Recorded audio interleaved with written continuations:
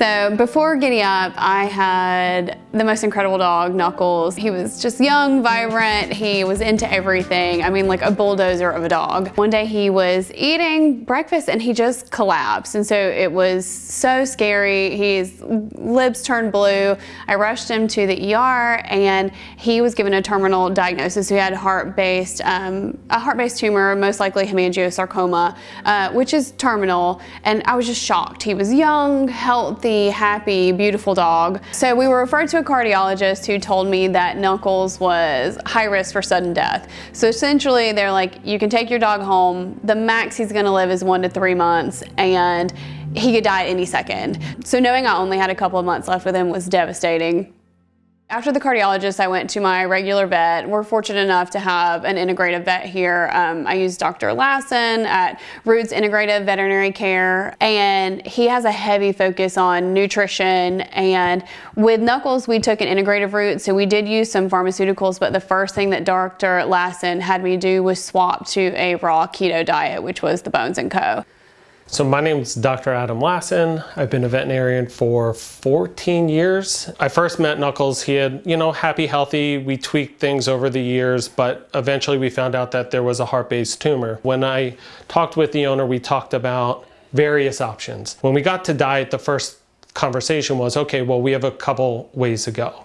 We can do home cooked, high protein, low carb, or we can go even cleaner and do raw, and then you split from there. You could go just regular raw, which again, there's so many different companies, or a company like Bones & Co. who focuses on ketogenic. For us, the goal was to starve the cancer.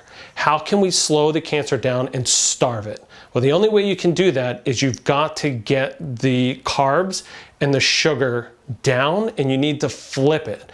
And so when you go to ketogenic based feeding, which is a very in-depth conversation, but on the superficial level, we are starving the cancer by using fat as our main source of energy and decreasing the sugar levels. And by doing that, you're not giving what cancer wants. With Knuckles, we had way better results than what anybody ever said was going to happen. I think the oncologist said any day now, and we went months and months and months and months and months with control, good quality of life, and that in turn was due to one of the key factors was the diet from Bones & Co.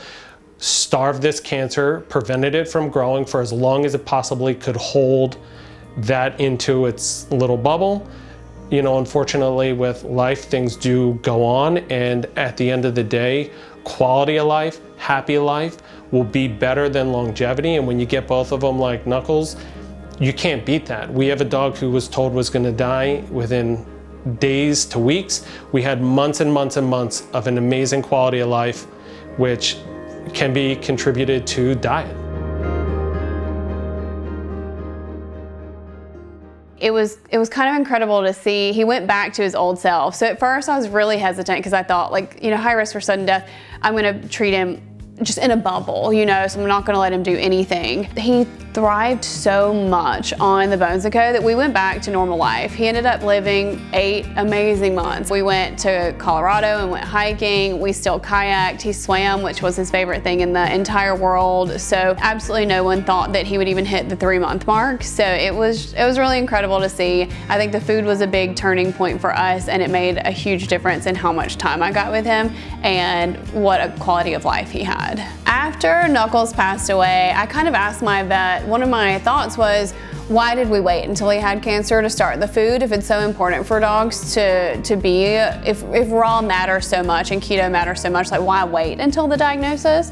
And found out that you don't have to. So a raw keto diet like the Bones & Co., it's not just for dogs who have cancer, or, it's not a therapeutic diet. It's actually, it's metabolically appropriate for dogs, healthy dogs of all life stages. So when I adopted Giddy Up, she was 3 months old, almost 3 months old. And so I started her on Bones & Co. then. So she's been raw fed her entire life. She's super healthy, she's active, healthy coat, healthy nails, very little dental tartar buildup. She's never had anything else, and she's the picture of health. I mean, Giddy loves to do parkour, she loves to swim, she would run 10 miles if you would let her.